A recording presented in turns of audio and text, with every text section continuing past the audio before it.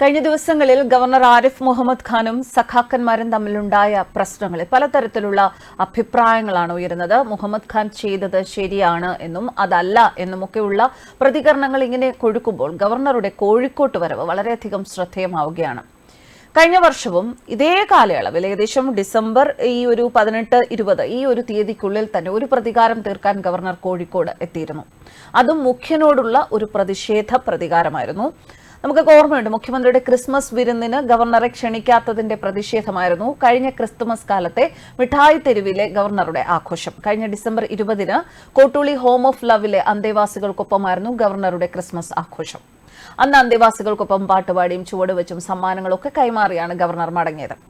ഒന്ന് നടക്കാൻ പോകുന്നു, മാധ്യമങ്ങളോട് ഇങ്ങനെ പറഞ്ഞ് കാലിക്കറ്റ് സർവകലാശാല ക്യാമ്പസിൽ നിന്ന് ഗവർണർ പുറപ്പെടുമ്പോൾ അത് ഇത്രമാത്രം ആഘോഷമായി തീരുന്ന ശ്രദ്ധേയമാകുന്ന ഒരു വാക്കിംഗ് ആകുമെന്ന് ആരും സ്വപ്നത്തിൽ പോലും വിചാരിച്ചില്ല. നല്ല കോഴിക്കോടൻ ഹൽവ കഴിക്കാനാണ് വന്നത് എന്ന് ഗവർണർ ആരിഫ് മുഹമ്മദ് ഖാൻ പറയുമ്പോൾ ആ വാക്കുകളിൽ നിറഞ്ഞു നിന്നത് പരിഹാസവും വെല്ലുവിളിയുമായിരുന്നു. എങ്ങോട്ടാണ് എത്തുന്നത് എന്ന് ആർക്കും ഒരു പിടിയുണ്ടായിരുന്നില്ല. എന്നാലും ഉന്നത ഉദ്യോഗസ്ഥരുടെ നേതൃത്വത്തിൽ വലിയ പോലീസ് സന്നാഹവും മാധ്യമങ്ങളും മിഠായി തെരുവിൽ ക്യാമ്പ് ചെയ്തു. അതേസമയം ഗവർണർ മിഠായി തെരുവിൽ വരുന്നു എന്ന വിവരം പടർന്നതിനെ തുടർന്ന് ജനം തടിച്ചുകൂടി. ഗവർണർ വന്നപ്പോൾ സുരക്ഷയുടെ ഭാഗമായിട്ട് പോലീസ് തീർത്ത ആ വലയത്തെ ഗവർണർ കർശന നിർദ്ദേശത്തോടെ തടയുകയായിരുന്നു. ശരിക്കും ഗവർണർ എത്രമാത്രം ജനകീയനാണ് എന്ന് കാണുകയായിരുന്നു കഴിഞ്ഞ ദിവസം കേരളം.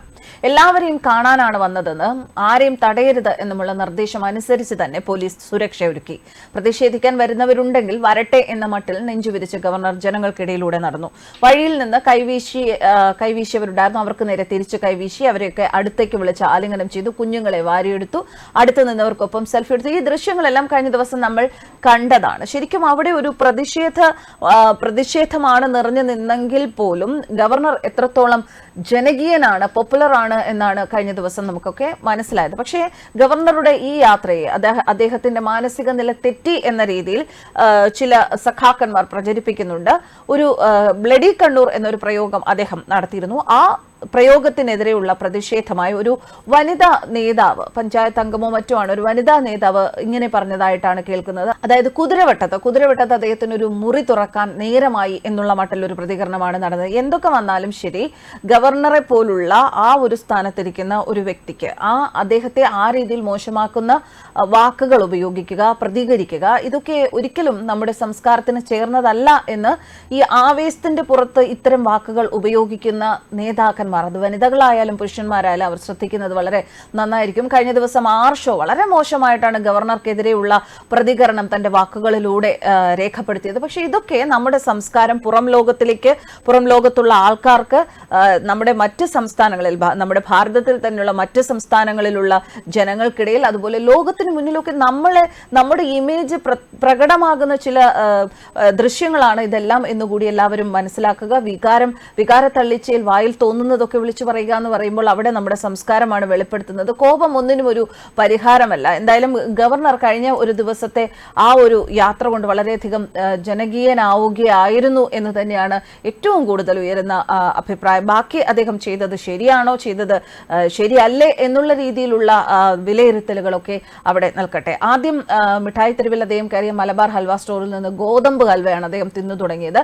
ആ റോഡ് ഷോ അവസാനം മിഠായി തെരുവിൽ പോയിട്ടുള്ളവർക്കറിയാം, മിഠായി തെരുവിൽ പരിചയമുള്ളവർക്കറിയാം, കോഴിക്കോടുകാർക്കറിയാം.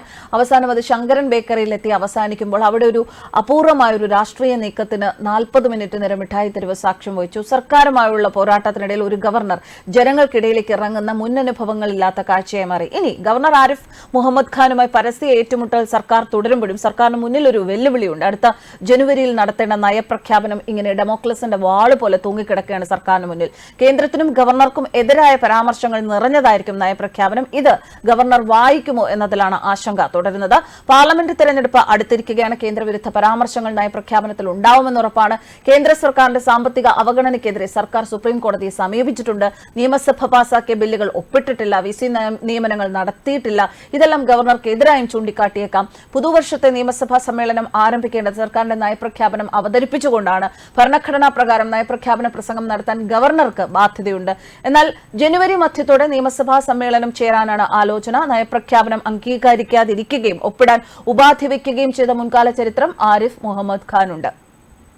അത് നടക്കുന്നത് 2022-ലാണ്. മന്ത്രിമാരുടെ പേഴ്സണൽ സ്റ്റാഫിന് ഖജനാവിൽ നിന്ന് പെൻഷൻ നൽകുന്നത് അവസാനിപ്പിക്കണം എന്നായിരുന്നു ഉപാധി. മുഖ്യമന്ത്രി നേരിട്ട് രാജ്ഭവനിലെത്തി ഗവർണറെ അനുനയിപ്പിക്കാൻ ശ്രമിച്ചിട്ടും അന്ന് ഗവർണർ വഴങ്ങിയില്ല. അസാധാരണമായ ഭരണഘടന പ്രതിസന്ധി ഉണ്ടാവും എന്ന പ്രതീതി സൃഷ്ടിച്ചിരുന്നു. 7.5 മണിക്കൂർ സർക്കാരിനെ മുൾമുനയിൽ നിർത്തിയ ശേഷമാണ് ഗവർണർ അന്ന് നയപ്രഖ്യാപനത്തിൽ ഒപ്പിട്ടത്. അതേസമയം പൌരത്വ ഭേദഗതി നിയമത്തിന് എതിരായ വികാരം ഉൾപ്പെടെ കേന്ദ്രവിരുദ്ധ പരാമർശങ്ങൾ ഉൾപ്പെട്ട നയപ്രഖ്യാപന പ്രസംഗം 2020-ൽ അതേപടി വായിച്ച ചരിത്രവുമുണ്ട് ഗവർണർക്ക്. അതുകൊണ്ട് എന്തായാലും സർക്കാരിന്റെ മുന്നിൽ അതൊരു ആശങ്കയായി തന്നെ നിലനിൽക്കുകയാണ്. നയപ്രഖ്യാപനത്തിൽ വിയോജിപ്പുള്ള ഭാഗങ്ങൾ അദ്ദേഹം വായിക്കാതെ വിടാനിടയുണ്ട്. ഭേദഗതിക്ക് നിർദ്ദേശിക്കാനും സാധിക്കും. മുഴുവൻ വായിച്ചില്ലെങ്കിലും തുടക്കവും ഒടുക്കവും വായിച്ചാൽ നയപ്രഖ്യാപനം സഭയിൽ അവതരിപ്പിച്ചതായി കണക്കാക്കാനാവും എന്നതിന് മുൻകാല റൂളിംഗുകളും കീഴ്വഴക്കങ്ങളുമുണ്ട്. അച്ചടിച്ച പ്രസംഗത്തിലുള്ള കാര്യം ഗവർണർ വായിക്കാതിരുന്നാലും അത് വായിച്ചതായി നിയമസഭാ രേഖകളിൽ രേഖപ്പെടുത്തും. അപ്പോൾ ഇതൊക്കെ മുന്നിലുള്ളതുകൊണ്ട് സർക്കാർ ഒരല്പം ആശങ്കയിൽ തന്നെയാണ്. എന്തായാലും നമുക്ക് ജനുവരിയിൽ വരെ ഇതിന്റെ അവസാനം എന്താകുമെന്ന് കാത്തിരുന്ന് കാണുക തന്നെ ചെയ്യാം. News desk കർമാനസ്.